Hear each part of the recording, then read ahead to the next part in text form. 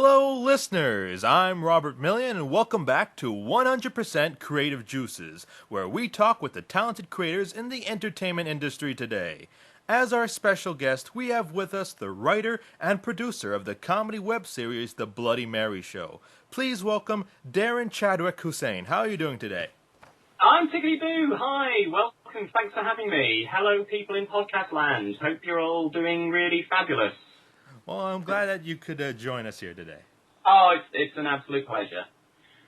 Absolute pleasure. Absolutely. First off, congratulations on completing your first season. Well, thank you. I mean, oh my God, it almost killed us. Not as much as it almost killed a cast member, which we'll probably talk about later. Yeah, almost killed us, but we got it done. It feels weird. It was quite a long time ago when we wrapped on it. But now we're doing Series 2, and the nightmare begins again. How did you first get interested in becoming an entertainment writer? Well, when I was 7 years old, I went to a religious school, Britain's version of religious schools, which are not sort of, creationist hotbeds, but they're all very much sort of, the nuns with rulers hitting your hands, given it was Church of England, yet we still had the equivalent. Now, in our free writing classes, which I guess is a precursor to just an English class, I was actually punished for blasphemy. Now, okay. I'm 7 years old. This is not like, I wrote a poem like The Love That Dare Not Speak Its Name. Google it. But sort of I just happened to write, oh God, in a little free story. And so I was punished for it. I was 7 years old. You never ever tell a child something like that because it warps them. And it pushed me in this wonderful direction where I discovered the joy of words and how they could have an effect on people. So from that on, I was all about storytelling. 250 years ago, I would have been a sort of, a storyteller that would have gone from tribe to tribe, Well, that's one way of starting things out. Maybe those nuns are regretting what they did now. I really should sort of, not enough to give a royalty check. I should still thank them. Before making the series, what was your background? What kind of schooling did you have? Okay, I had the typical sort of English schooling that you don't see in cinema. I went to a craft comprehensive, which would be the equivalent of the American public school. Went to do my qualifications. Now, with getting into a bit about myself, I was outed when I was 15, outed for being gay, and nobody wanted to talk to me after this. They were 15, everyone was 15, you're not emotionally mature at that age. I can understand that now, but nobody wanted to be with me. I didn't want to continue my education by progressing with these people. I wanted a completely new start. So I come from a tiny little town in East Lancashire called Burnley. Now, in the next town, there was a college called Accrington and Rosendale College, which did, this is 1990, did something amazing that I'd never heard of before, and it was media studies and film, and it was like, I could go and study this and not be with those, excuse my French, bastards who I grew up with. This is wonderful. So I did 2 years studying film and media studies, which 20 years ago nobody had even heard of. And so then after that, I came to London and went to film school. Education in England is, well, not so much now, but back then it was free. So I managed to do a film degree from the ages of 18 to 21. And of course, then I naturally claimed unemployment. All that time I was writing, had some great tutors, had some great experiences. Didn't really get where I wanted to be, though. Was there one part of the film classes that you did that you were more drawn to? More one aspect of the productions? When I was at film school, the previous year, their graduates had all been writers, directors. Now, they decided to sort of say that you couldn't write or direct. You could either write or direct, not both.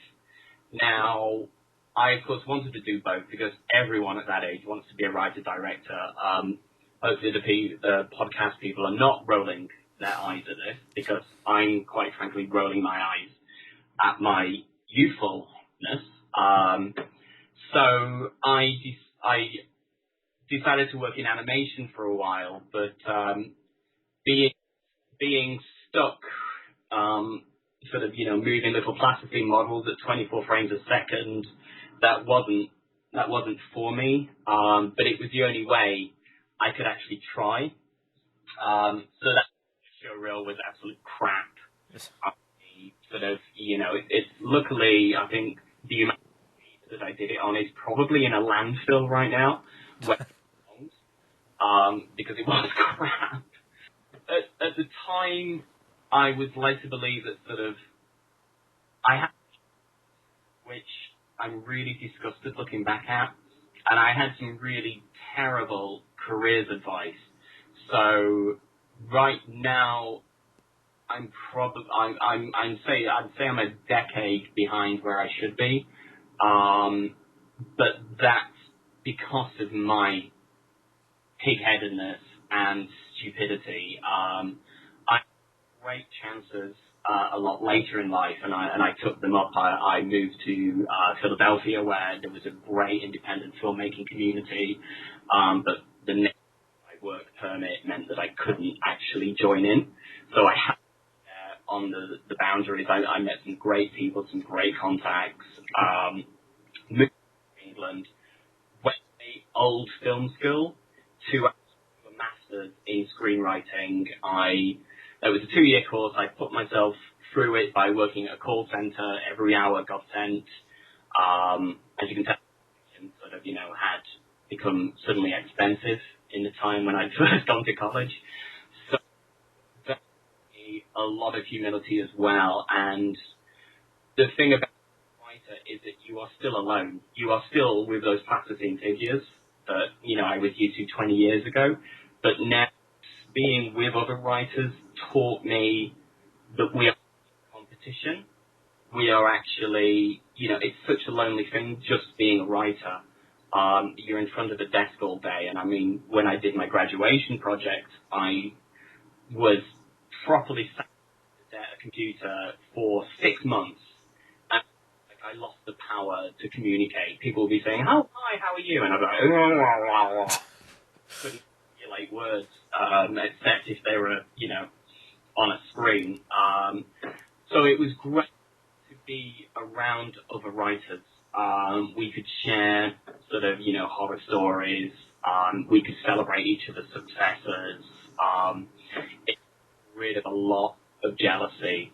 And when I first started writing what would become the Bloody Mary show, I was yet to discover the community of web series producers. Mm-hmm. That in itself, which I'm sure we can go into, but that's I became and gave me the confidence to be able to participate in things like this podcast. Mm-hmm. What was your experience like through school? I was a lot younger than everyone else in film school. I was 18. The average age of the students was mid to late 20s. I had to battle to be taken seriously. However, I also learned to play them at their own game, which is something that you do need to learn in film school, but at the same time, it was not exactly teaching you great things. Now, if you get a chance to go to film school, please, by all means, do. It is not the only way of doing it, and I am not going to criticize my old course because I thought it was great. It taught me a lot of things. However, I just remember one time we had a course in avant-garde film, and I just looked at, I was a big fan of people like Derek Jarman. At the time, the whole new queer cinema thing was exploding. So I decided I would make my own sort of, avant-garde film. And essentially, it took me a day out of a 3-month sort of period.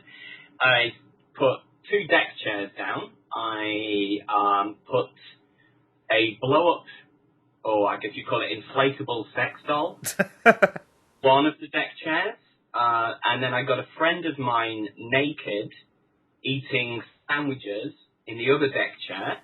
Okay. And we just set it up, and we just filmed for 10 minutes. We just pressed record on the camera, and we filmed for 10 minutes, switched the camera off. Nothing else happened. Originally, I wanted to call it Any Excuse to Show a Cock. I changed the title to This is High Art, and all the technical crew who was sort of, watching me with mouths open were like saying, "You are going to get crucified for this." And the time came for judging, and I just said, "Watch me." And I sort of showed the film. I said, "This is my sort of, tribute to Warhol. This is my tribute to the Kuchar brothers. This is my tribute to Derek Jarman. Here it is." And of course, stunned silence for 10 minutes while naked guy ate sandwiches and the blow-up doll was in the deck chair. And the lights came back on, and I got a massive round of applause and 98%. Wow. For a film that had taken me a day. So every time I see art and installation videos now, I'm sort of like going, yeah, right, come on. That was probably the most educational part of my film school. It's called giving them what they want. So from that moment on, I've always tried to give people what they want. Now that's a story right there. Please feel free, everybody out there listening, to copy that. I give you, everybody, I would love to see their own versions of it. It has to be a really good, actually no, it has to be a terrible sex doll. The best. I think our budget was £50, and most of that went on sandwiches. In fact, actually, I think the sandwiches cost more than the sex doll. Oh, God. It was one of those proper sort of dolly bird with the mouth that, with the open mouth. It was so bad. You wouldn't want to stick anything in there because you would rip something to ribbons. It was that cheap. But I would love people to remake that. Please remake This Is High Art, and I'll put the winner on YouTube. There's a competition. There you go. Before we get into the questions about the Bloody Mary show, can you tell our listeners a little bit about the show itself? Well, the show is a mixture of everything. We have a saying in England. It's Marmite, which is you'll either love it or you'll hate it. No. Please cut that in. No, you can keep that in. The show itself is a supernatural comedy horror with a bit of sort of soap opera elements in there. There's a show for teenagers called Hollyoaks in England. I call it Hollyoaks with Ghouls. That is essentially the show. It is about the urban legend of Bloody Mary. She's actually nice. She's just misunderstood. You call her up. She's not going to kill you. What would be the point of that? Nothing. It's her job to scare you. So it's her day. It's her off days. It's how she spends it. She spends it in a pub called Hemingway's, filled with equally supernatural characters, and it's their lives and loves. But she'll come by and give you a stern lecture. She will essentially give you a stern lecture. The majority of people who summon Bloody Mary, when it's okay for them to learn, there is tough love out there. So she's going to give them a hard time, but she's going to put them on the right path. You know, they're doing their homework while they're summoning Bloody Mary. You know, so she's going to give them hell, but not in the way that you think. Where did the inspiration for the Bloody Mary show come from? Okay, I'm a great believer in what Ernest Hemingway said, which is the first draft of anything is shit. I'm sorry if I can't swear on this podcast. No, that's fine. Feel free. I have a mouth like a fucking sailor. Take that out. Okay, so it started off as a short film called Winifred, which was my way of dealing with a sleep condition called sleep paralysis. Now, I don't know, are you familiar with it? Well, from watching episode 5, I believe? Episode 2, yes. Essentially what sleep paralysis is, it is where you're half awake, but your body is paralyzed and you feel that sort of people are pushing down your chest. Now, this is a worldwide phenomenon. It's been classified as everything through, in England we call it the old hag syndrome. You know, people are even thinking alien abductions are actually episodes of sleep paralysis because it is normally accompanied with horrific hallucinations. Now, the hallucination that I saw when I had sleep paralysis was, if you remember the cat, you could Google it, the cat from the not the Linda Blair face, the actual other face that was subliminally put on screen. It was a very face with red eyes and sharp yellow teeth. I think it was Patu or something was the actual name for it. Now, I saw that and it was frankly one of the most terrifying things I have ever experienced. I was asleep on a settee at the time. I ran to the bedroom when my partner was asleep, and I was saying, she's come to get me, and I was apparently hysterical. And then I have a dog, and of course the dog jumps onto the bed. I immediately dive under the covers screaming, she's still here. And then straight after that, I immediately passed out and went straight back to sleep.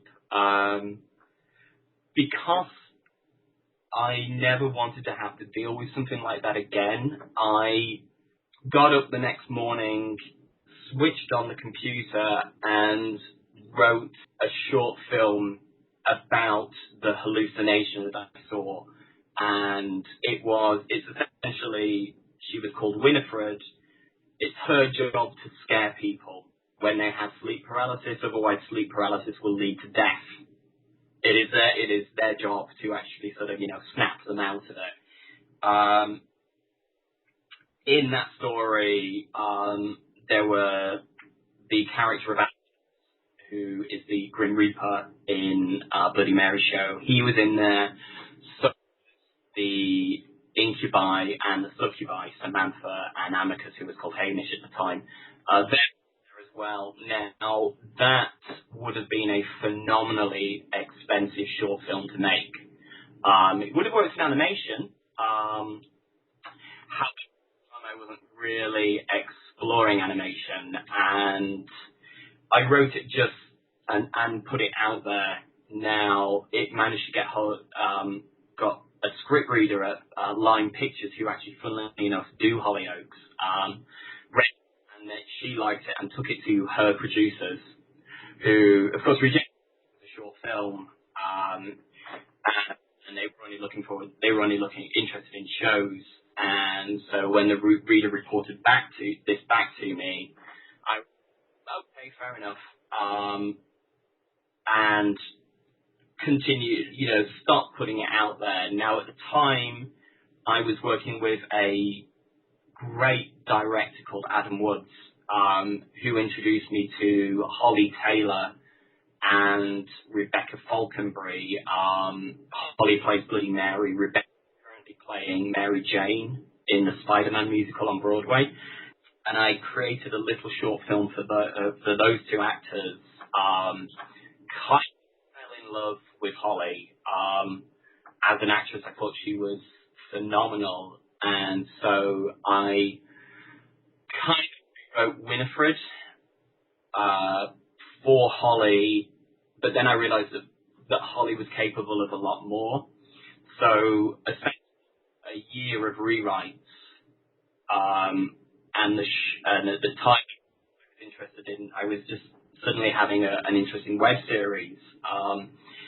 I decided that the story of Winifred would actually make quite a good series. It was a little bit hard to describe sleep paralysis, and having lived in America, I knew the legend of Bloody Mary was huge. So I thought, okay, well, I'm going to change this and write this about Bloody Mary. The story evolved. I introduced new characters, new plot lines, and the result is what you see on screen now. And it came out pretty good, I have to say. Thank you so much. It was a labor of love.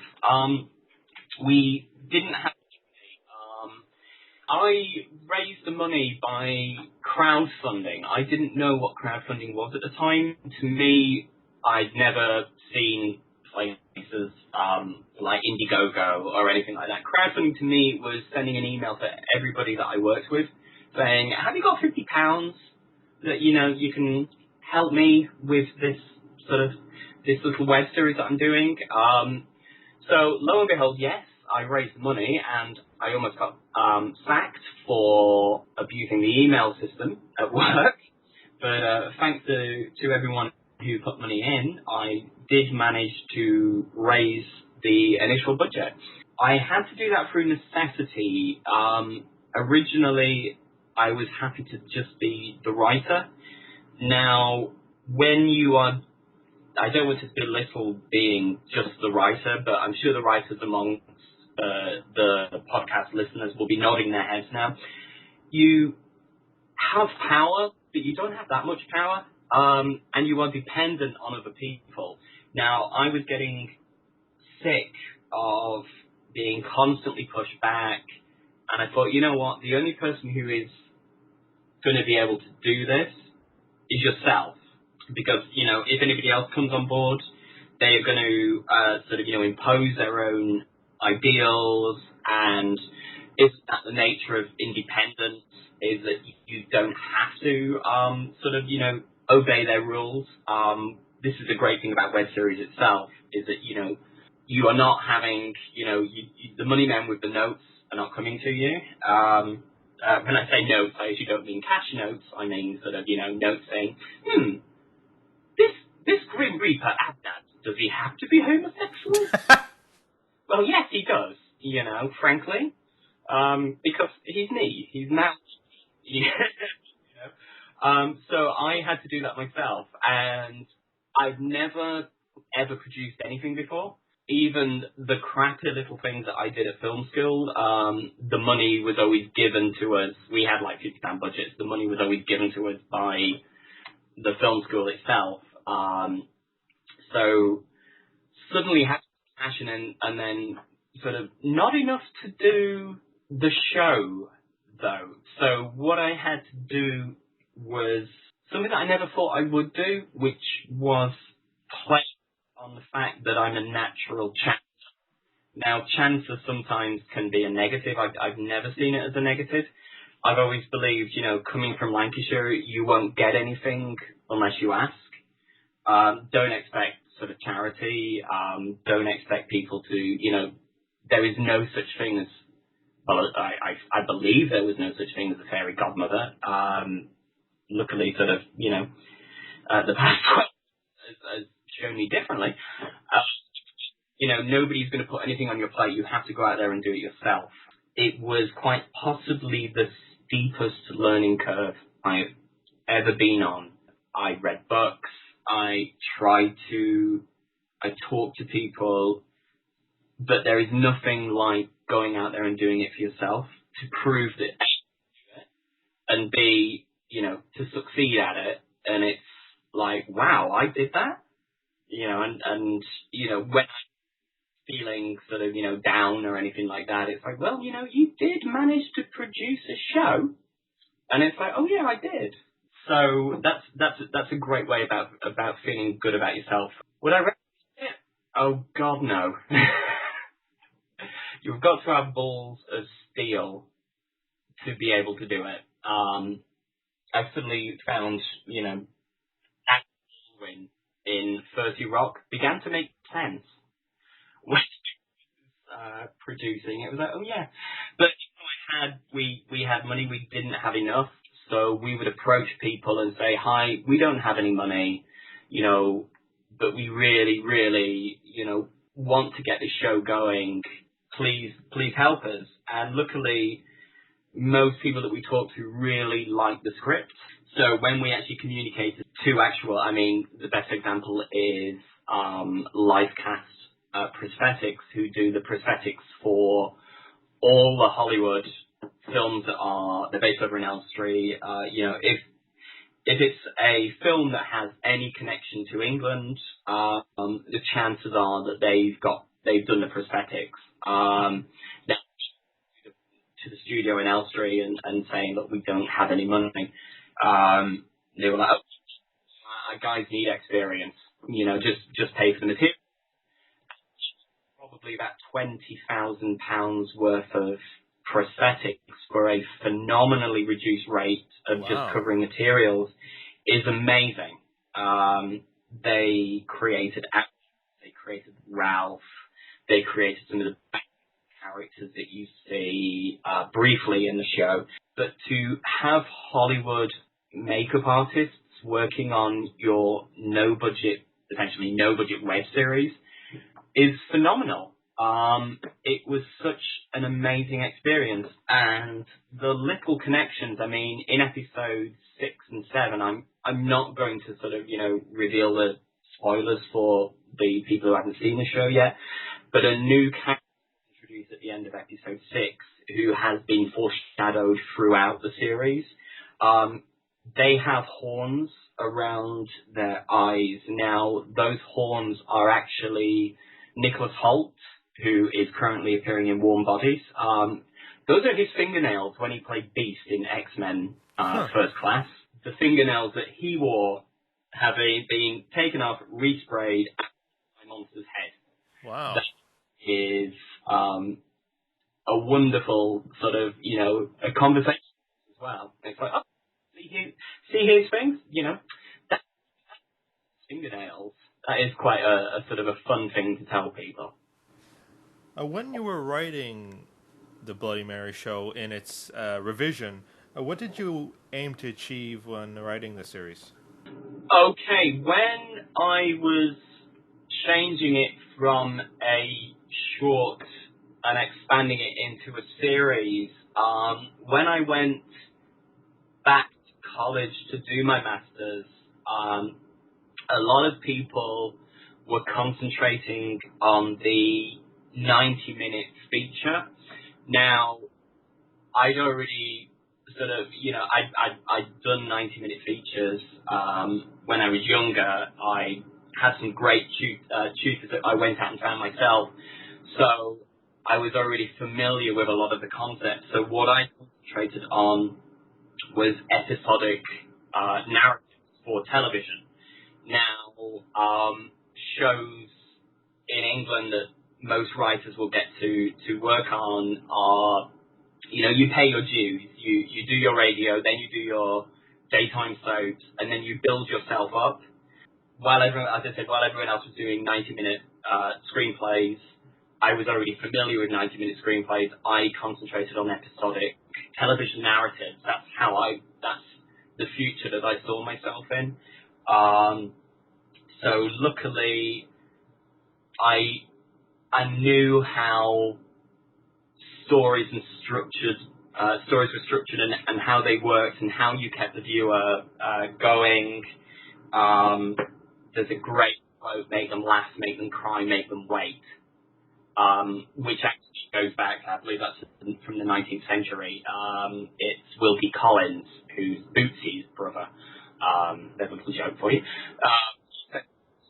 many years ago, and it still stays true. Now, I wanted to give each of the characters a story, so you have Malek.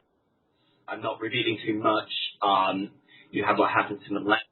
You have what happens to there are things that happen in the final episode which I've put in there to be picked up for series 2 sort of thing, which, as I said, I'm not going to actually spoil for people who haven't seen it yet. If you haven't seen it, go and watch it right now. Well, after you finish listening to the podcast, then go and watch it right now. I'm a great believer that platforms and, forms may change. The human desire for storytelling is paramount. People will want to be entertained. So I wanted to give my viewers a good story well told is how I always see sort of, web series. Also, that is a problem at the expense of viewers as well. If you look at the YouTube model, a sneezing panda or a cute cat get billions of views. If you do a sketch show, you will get millions of views. You do a web series that is self-contained episodes, you will get hundreds of thousands of views. You do a continuing narrative, you'll get 10 views. It's only because you're asking people to invest their time, which is why, websites like Coldcast or Blip are great because the audience will know what they're getting.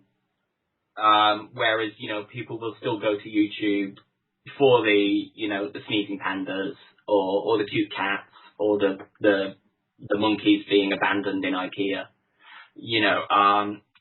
However, once you get the audience, they become fanatical. I really do enjoy interacting with the audience. I've got some hilarious fans on Twitter and sort of, Facebook. We've got Tumblr relaunching next month. So hopefully by the time this is out, we can feature this. It's so wonderful to actually, to be able to reach out. And for some reason, I have no idea why, Canada is our biggest market. Yeah, well, us Canadians, we like our horror, we like our supernatural creatures. It's really weird. I originally saw the show for the weird teenage girls in the States. It's actually Canadians 25 plus that are the biggest fans of the show. Yeah, what's that about, eh? I'm really sorry I didn't hear that question. I said, what's that about, eh? Do you come with closed captioning? I have no idea what you just said. That's what it's supposed to be. That's our way of talking up here, a boot and a. Oh, right. You know that you could please by all means use this in the podcast because I remember I was a print trafficker for the Philadelphia International Film Festival when I lived over there, and if you don't know what a print trafficker is, it's like a human trafficker with less morals. And I had to actually send a bunch of stuff to a gay film festival in Toronto. Now, I'd seen the South Park movie and, the bit where they're saying, what's in a boot? Well, it's a boot this, it's a boot this. And I was like, no, people can't really talk about that. So I actually called the place where I was sending this film to, and it was called Out Canada. Out Toronto. And I've heard of it. The answer phone, and it was, hello and welcome to Oot in Toronto. And they must have had, the answer phone message must have just been me laughing hysterically for seconds. Well, the thing about that is it's like 50-50 kind of. Some of us don't really have the accent, but some of us really have it strong. Okay, if you say A, I'll wet myself. Go on. A. There you go. A little bit of pee just came out. Trickle down my leg, to quote Viscera in episode 3. Which is something else that's actually quite good. When you have people who like the show so much they actually quote it. Yeah, that's a good feeling. It's an amazing feeling, and when such fans that they watch the supplemental material that is actually only available on YouTube. It's not available on Blip or Coldcast. That sort of shows a sign of real fact. You know, these little supplementary materials that I created that you didn't have to watch in order to follow the story, but if you wanted a little bit more, you could learn more about the characters, and it was a great way of doing all the exposition and backstory that I could remove from the show. So when I had people saying, "Oh, I'm a more stick a pencil up each nose," kind of weird, which is sort of Viscera's line. Viscera is the most quotable of the characters. I admit, she is the one that gets most people quoting, and I think that's more due to the performance of Elizabeth Webster, who plays Viscera. She brought such life into the character. They all did. However, Liz took it in a way I never originally saw. Same with Thomas Coombs, who plays Abdabs. Thomas he's straight, and he is what we call in England an Essex boy. I don't know if you have a Canadian equivalent. I'm not sure. It's a little bit hard to describe, but Tom has this wonderful way of performing, and he is the one who had the main prosthetics on his face, and the jaw was a little bit saggy, but because of how Tom acts, he acts with his head. Originally, I saw Abdabs as much more catty and effeminate. However, a typical, it's I can cringe actually now I'm saying it, the stereotypical gay best friend. However, Thomas played it as a gay version of himself, and it just added so much to the character.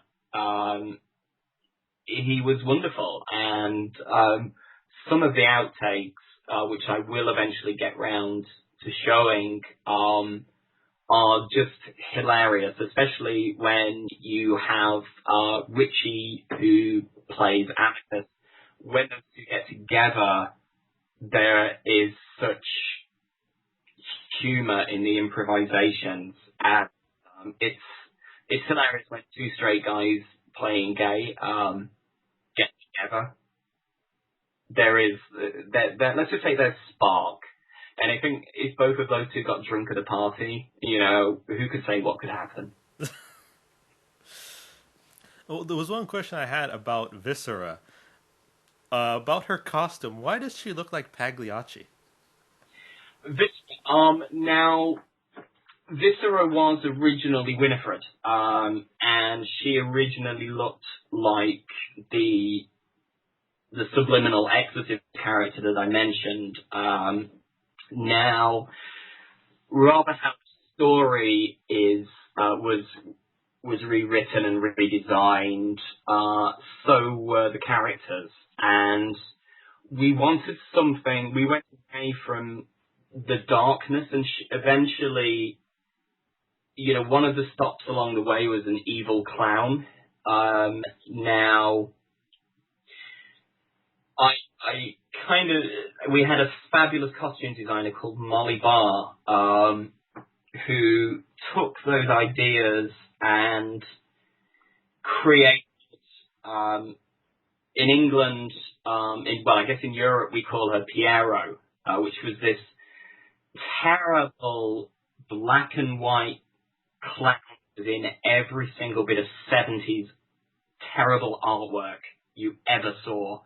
And I can remember seeing a terrible drag queen at the relatives' golden anniversary, and they were singing, and there was two of them. One of them was dressed as Barbara Streisand, and they were singing "Send in the Clowns" at the back of the audience, going, and looking at the other one going, "Please don't dress as a clown, please don't dress as a clown, please don't dress as a clown."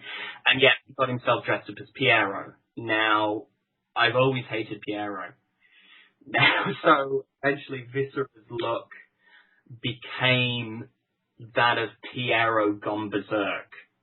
I wanted her to, she was never envisioned as being as big as she eventually became, but there is absolutely something wonderful about the character of Viscera that Liz Webster gives to her.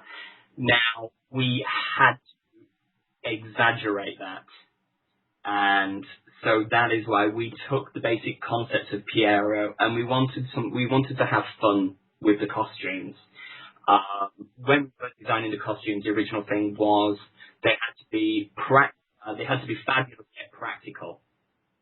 That's sort of, my only command. I have this wonderful Star Wars bathrobe. It's sort of, the Jedi one, with a big long hood and sort of, massive gaping arms. Now, you can't do the washing up in that. Your arms will get soggy, so it was like that. Why each of the costumes had to be practical. Those were things that they would spend their days doing. So everything, even though it looks bizarre, they're all incredibly practical. You can do everything that you need to do during the day in those costumes. You have a really great cast on the Bloody Mary show. What was casting like? Casting was, well, I've never cast before. Originally, I said that sort of, Holly Taylor, who plays Bloody Mary, was always on board. It was written for her. The second other person who was cast was Erica M., who plays Samantha. She had worked with the production designer on another short film called Love Bug, which, if you get a chance to watch, please do. It's brilliant. This is where another of those sort of, London gets infected, and it all gets infected thanks to Erica. So she was great in it. So she was the first person who, apart from Holly, who came on board. Now, at the time, I was working with another director and who was going to take care of all these things. Unfortunately, he had to drop out because he was not available. But in the meantime, I had met the cast of Love Bug at the London, I want to say Fright Fest.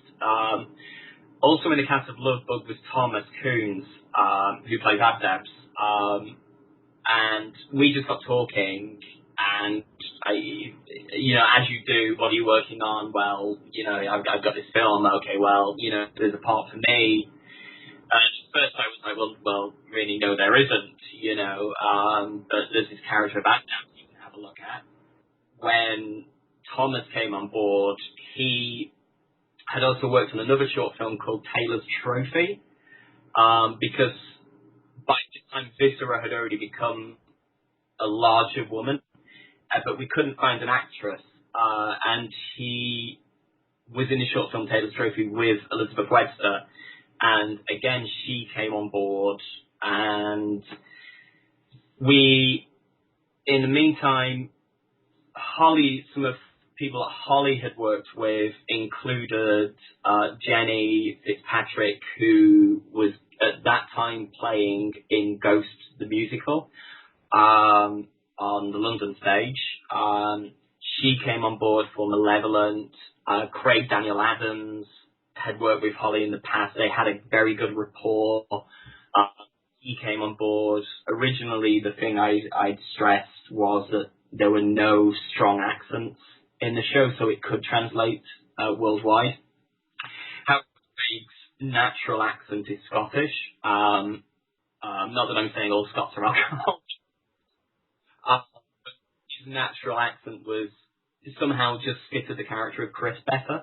Finally, the one character that we had real problems fulfilling was now Holly's partner Richie I'd met when I was doing the film with Holly and Rebecca, and I wasn't aware he was working at the time in Dreamboats and Pets, and and I just said, oh, I can't find anyone to play bloody Ash. And Holly was like, well, Richie's available. And it was great because it sounds incestuous, but we didn't have much rehearsal time. So it's wonderful that people had worked together in the past. So those relationships really come off on screen. Series 2, we will have new characters introduced. Hopefully all the old actors will be back. We will be going through a more official casting process for Series 2. However, there are people I've already got my eye on that I'm writing proper parts for Series 2. And background characters as well. The succubi and incubi in the script were played by Sinead, Christina, Robert, and Antonio. Now, Antonio was our fight coordinator who came on board because he's very good looking. And the point about the background characters is that they are the British upper class.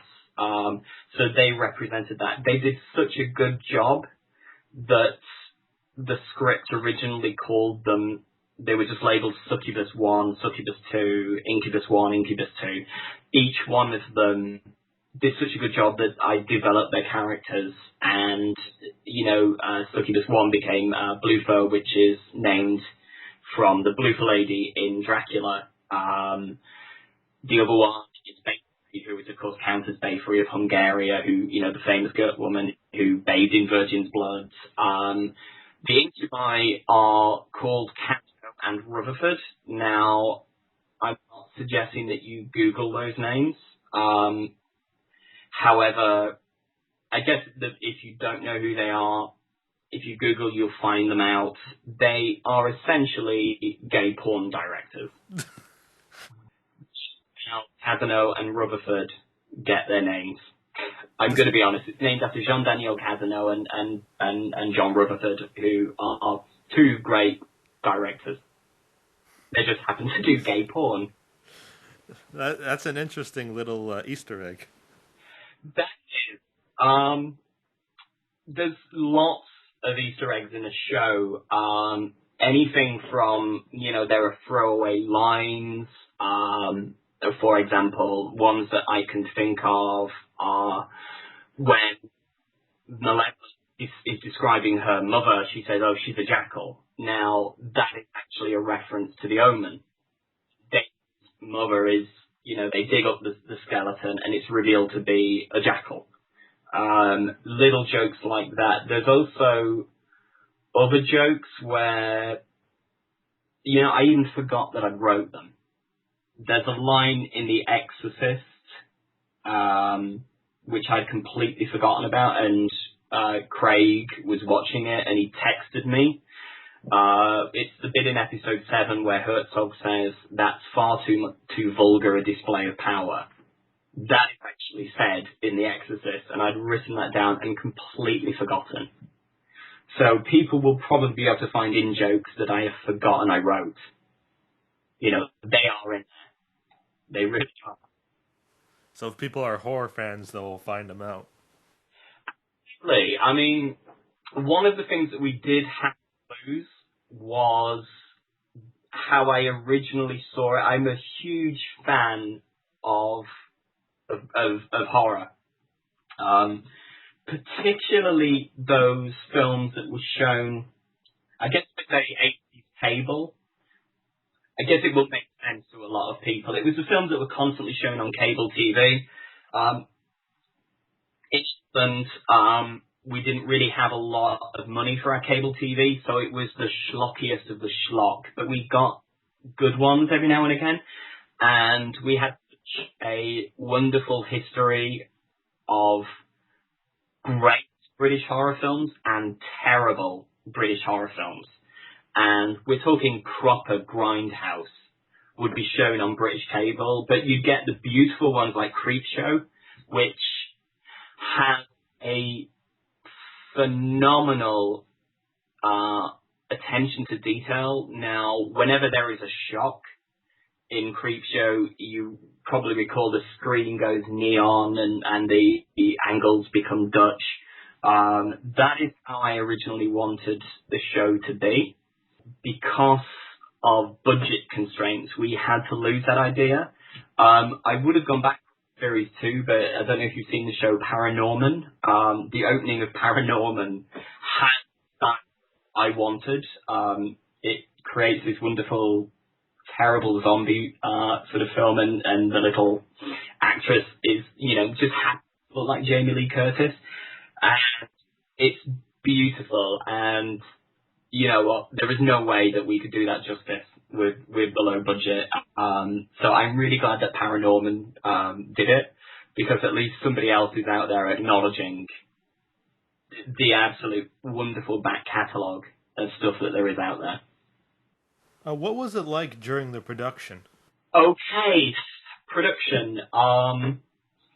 One thing I will always say about production is if you aren't paying your actors or your crew, you treat them like God. If people are willing to devote their time to get experience, or they like the project, and you can't afford to pay them, you have to treat them like royalty, because they are angels. And we couldn't afford to pay anyone, including ourselves. All the money that we raised went on the show. Of course, we covered expenses and we fed people. There was always food. There was food coming out of their ears by the end. Something about low-budget filmmaking is that with a lot of low budget comes frustration. You don't take that frustration out on anyone. It's a sign that you're out of your depth. Even though we couldn't pay anyone, everybody was treated professionally. There was respect. I tried to make everyone from, DOP through to a production assistant, I sort of gave them the same speech. It was like, we're all doing this, we're all a family, I won't stand for bullying, I won't stand for, lots of things. And we managed to, even though we had to break in filming, everybody came back. And they said that they had a good time. Yes, it's very stressful. But it took military planning to pull it off. And we worked long hours, but we only had, you'll notice in the Bloody Mary show, we have 2 locations, which was written into the script itself for planning. It was much easier just to keep it in, we filmed the real world one week and then Hemingway's the next week. You'll notice that everything is in one of those 2 worlds. That's planning reasons. We kept everything tight. But we never, if we had to leave the pub, we had to get out of the pub by 6 o'clock. We were out of the pub by 6 o'clock on the dot. We squeezed every last second out of that filming. And as I said, God knows how we did it, but we did it. And it came out pretty damn good with all considering. We had amazing people. We got the best out of people, possibly because everyone was dedicated, everyone was professional. Say call time was 7 a.m., I would be there at 6 a.m. prepping everything. The first people who would normally arrive were the makeup artists, and I would greet them with a cup of tea and a bacon sandwich, and they were like, "What are you doing?" And I was like, "Well, you were working for me for experience, and very little money. I am treating you, you know, and they were like, but you're the producer, you shouldn't be here. And I was like, well, which part of I am treating you like an angel because I love you, do you not understand? So that created a great atmosphere. There was no sort of of course there was a hierarchy, but you could see that sort of, you know, a production assistant could come to the producer and approach me and say, there's a problem. I wouldn't immediately bark, you know, I'm not that sort of person, and I hopefully never will be. You create that sort of atmosphere on set, and everyone respects it, and we all get on with the job, and everybody worked, you know, people do bitch and moan. We had very few bitching, very little moaning. When you came on the podcast, you mentioned something of an accident that happened during filming. Okay, I can't reveal too much. All right. Only reveal as much as you want to. We almost killed one of the actors. Oh. Now, I'm not going to say how, and in all fair play to the professionalism of the actor, you will have to watch episode 6 and 7 to know who I'm talking about, because I'm not going to name, sort of reveal who it is, but if you see the final episodes, you will see that one of the characters is not like the other characters. And let's just say we almost I can't even bring myself to say it, asphyxiated him. However, you know, I was amazed that he came back the next day and wanted to finish off his scenes. It's a wonderful actor called Tim Frost, who, because of his professionalism in the sort of the face of adversity, he's coming back for series 2. He is coming back in a more recognised, so we can show his face. Let's just say that he will be returning as a new character as a thank you for surviving. You know, that's dedication, and I want to repay that dedication. Well, accidents happen on set, and I hope it wasn't too bad of a thing. I really, really want to tell everyone. I can't. No, we're not going to pressure you. So. I honestly cannot say. I cannot say. There's a wonderful saying in England: "Never shit on your own doorstep." No problem. I tend to shit on my doorstep. No problem. What was the hardest aspect of the whole production? I want to say post-production. We shot the thing in October, November 2011. I will admit that I sat on the footage for a while. Post-production could have been a lot quicker, and luckily I had a lot of people sort of pushing me. I had a great editor, Elizabeth Dyson, who I actually went to film school with. I've known her for many, many years, who was pushing me as well. I kept dragging my heels, which is something that I always do. I am fully conscious about this. It's something that I'm trying to change when I'm writing series 2. But we had some amazing people who came on board in every stage of development. In post-production, we had Elizabeth Dyson. We had a guy called Luke Dighton, who is from the Dighton Brothers, who are a sort of a YouTube sketch comedy group. He came on to do the special effects. We also had a guy called Dave Pulver, who came on board and did a lot of the design of the opening credits.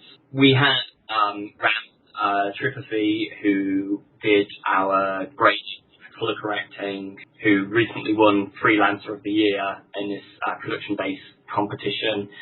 we had such a great amount of people. Christopher Skipper, who did the soundtrack, all these people came on board and just continued to push it where I was trying to resist releasing it. It essentially came to a point of, okay, it's going out. And we put it out, and, you know, the rest is history. It was once a week, and we just sort of, you know, we got it out. The funniest thing was, there's a Japanese production system called Just in Time. That's essentially what it was like. Rather than grading one episode, the sound would be being mixed. Just in time for it to be uploaded to YouTube. Now, that's not without its problems. There is a slight sound issue at the end of episode 2 that we couldn't fix, but we just didn't have time to fix that issue. It's a bugbear, but, you know, we are low budget. If that's the worst thing that you can say about the show, that sort of 10 seconds of sound is a little bit off, I think we've succeeded pretty well, especially there are much higher budgeted web series out there that are playing problems. I thought if we've got 10 seconds in an hour-long show, it's not brilliant, but we have to get it out there, and that's sort of, you know, would that be fixed for future releases? Of course it would, but we didn't want to keep people waiting. Making the web series is the easy part. Getting people to see it is something else entirely. What have you been doing to get the word out? Okay, I think a lot of people think, oh, I've made a web series, everybody's going to watch it. No. Making the web series is the easy part. Actually, getting people to watch it is the hard part. Now, as I said previously, if you do something like a continuing narrative web series, you are dramatically reducing your audience. There are always exceptions to the rules. I'm thinking the Guild here.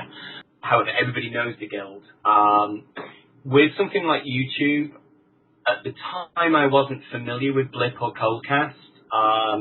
So when I launched on YouTube, it wasn't until about week 3 that the show started getting interest. I talked to other web series producers in England, and some have, you know, arrogantly said, oh, we're going to put web series on the map, and you want to just tap them on the shoulder and say, good luck with that. You have got to communicate with everybody. If you've got money to buy views, sorry, that's a terrible thing to say, but I'll say it anyway. If anybody ever sort of, you know, says that they can give you the secret to going viral and they charge you for it, run. Yeah, exactly. You cannot predict if something will go viral. In England, the more niche a show, the more popular it is. The biggest British web series is All About Mackenzies, which is a black British sitcom, which is great. It's absolutely hilarious, and it's got millions of views. When you look at ours, we've only got 38,000 on YouTube. We've got more on Blip and Coldcast. It seems unfair, but to get 38,000 when you aren't on a new channel with money is pretty good. And the more that we do sort of, you know, the guerrilla marketing, talking to bloggers, talking to this, it's actually wonderful that we have this opportunity. Because what we're doing is sort of, you know, as we progress, we're taking fans along for the journey. Does that make sense? Makes sense. Yeah, it's great to be able to share this journey with people.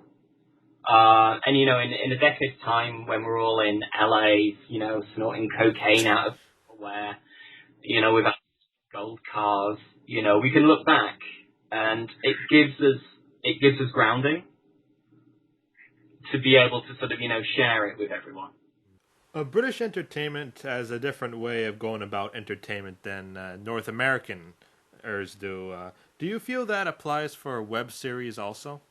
Our humour is different, but at the same time, we're very similar. Now, I am not strong at writing one-liners, for example. However, what I can do is create strong continuing narratives. I really think that certain things don't translate well. It's a pain having to translate into foreign language. Things will just not translate. You can't spell trollop without troll does not work in German. We actually translated it to never trust a fat girl. These things that we did have to change. With American shows is that you get a lot of writers, whereas with British shows it tends to be one writer working on their own, which is why an American sitcom can have 24 episodes, whereas a British one will have 6, because you can't expect the writer to do more than that.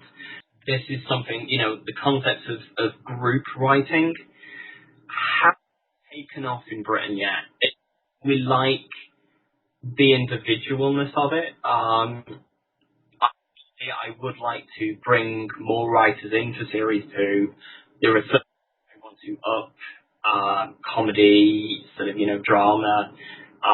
Maybe a case of bringing other writers in, especially if I'm going to continue to produce. Somebody else to take the reins at certain points, sort of thing.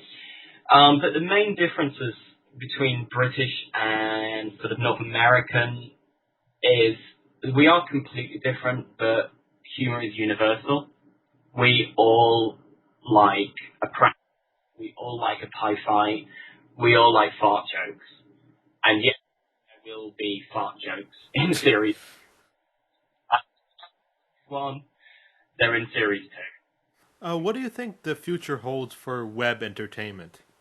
The way I look at web series in England at the minute is when I went to film school, 1992, that's when Sundance was beginning to take off. Robert Redford had sort of, stepped in and was creating the Sundance that we know today. That I am seeing for the future of web series. We've had venturing out. Now it's going to explode. It's much slower in England right now. I know in Canada there is a lot more money available. We don't have that right now in England. I think we probably need about 4 or 5 more quality British shows, and it will take off. There are some great shows out there. There are also some shoddy shows. The more inventive you can become, the higher the budget. It's actually a little bit depressing to say, "Oh my God, you wasted your money on that." I believe I should say that. There is a great community. There's a great blog called British Web Series. Please look it up. It's created by a guy called Elisar Cabrera, who is currently just finished today, funnily enough, shooting his first web series written by his partner Lisa. It's called Threesome. I believe the website would be watchthreesome, spelled with a free, .co.uk, something like that. We meet once a month, where we can discuss, with new web series creators, what to do. It's almost like, if I would have had access to this group when I was creating the show, it would have been a lot easier. However, it's great. There's a bunch of us who've actually gone out there and already done it, willing to talk about it. Rather, like I said, when I went to do my master's, my rivals who eventually became my friends. There's rivalry in web series. There is no concept of you get one shot and that's it. There is no prime time on YouTube, or actually all the time on YouTube is prime time. For having a show at the same time, and it's the only time you can watch it. That's the beauty of web series, is that you can watch them anytime, as long as they're kept up there. I know some people take the rather suicidal approach of keeping it up there for a limited time, which you have the money to be able to market and promote. The majority of us don't, so people can actually, watch the entire one in one go. It's not that it disappears off the face of the earth. If you had to choose, which paranormal creature would you rather be haunted by? The thing about the paranormal, especially in the Bloody Mary show, is that they all have real world, no negative. Even the rat serves the purpose. Who would I most like? I'd probably hang around with Viscera, because she's probably got some great stories, and she's a bit of a cow, and I always love that in a person. I don't know, Malevolent would be quite fun as well, because she's a bit stupid, is Malevolent, but she's not stupid really. She's just a bit sheltered. Is sort of my way of sort of, I'm never ever going to try and sort of, copy Jenny or Tanya. But each of my characters has their own, say you were at school and you were sort of, you weren't part of the it crowd. You hung around and you actually discovered a joy in each of you. That's to do with Bloody Mary. It is almost, look at it like a high school drama. And these are the guys, if you look at the incubi and the succubi as, the popular girls and the jocks, and actors are the nerds. Each one of those characters has a specific joy about them. That's to bring to the show. So, around with any of them, don't make me choose. I know you didn't want to reveal too much, but is there anything you can tell us about Season 2? Now, I'm currently writing Season 2, so a lot of ideas will probably get lost in rewrites. Characters that I do want to introduce include Craig, who you may not be familiar with. He is a Germanic, European. He has Santa Claus.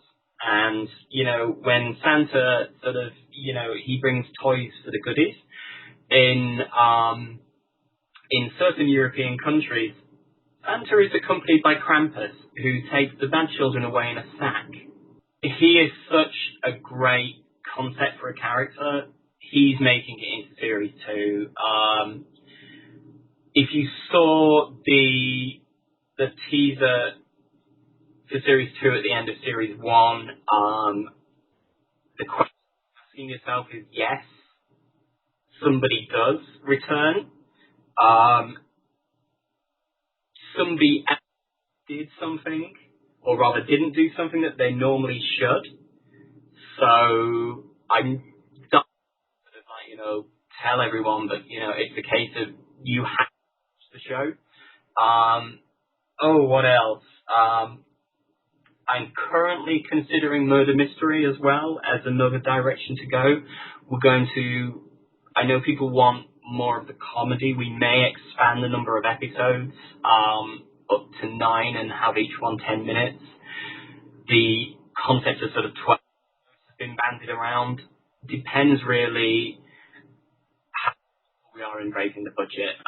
New characters that are definitely scheduled to appear include government inspectors from the realm.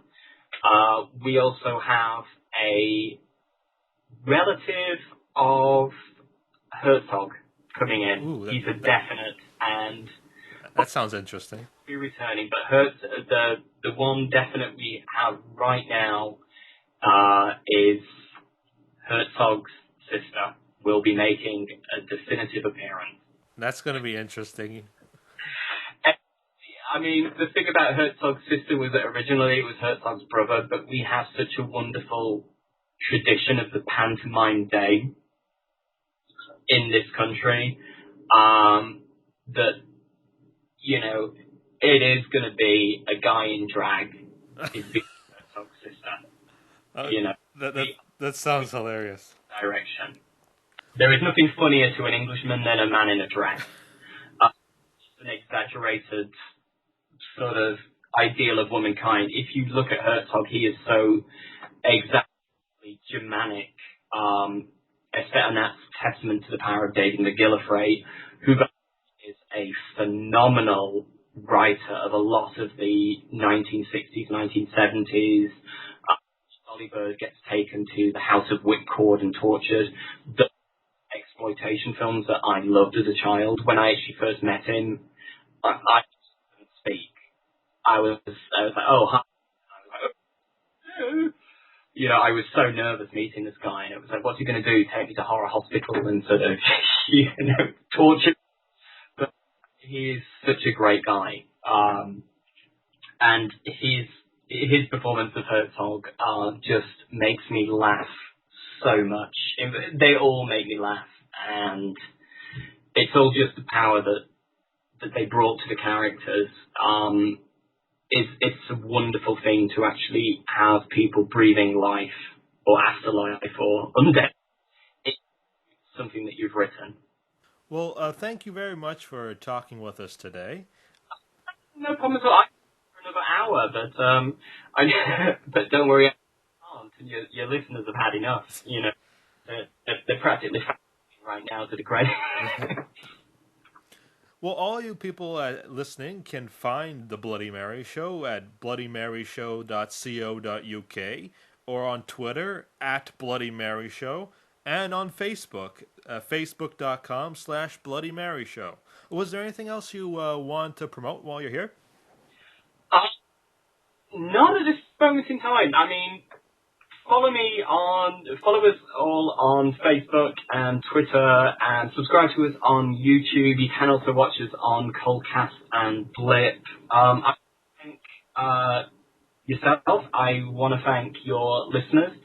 Doing things like this is such a wonderful experience. I never in my wildest dreams thought I'd be participating in podcasts, and you know, already inspired people to go out there and make their own shows, rather like I inspired, and it feels wonderful to actually be described as a pioneer of British web series. I say that with a question because I still can't believe it myself. So yeah, I just want to thank everyone, and I want to thank you especially. Well, I'm glad that you could join us here today. It's been a pleasure. Thank you so much. I hope you all found our time with Mr. Hussein refreshing. Hope to see you next time on 100% Creative Juices on ProjectMillionEntertainment.com.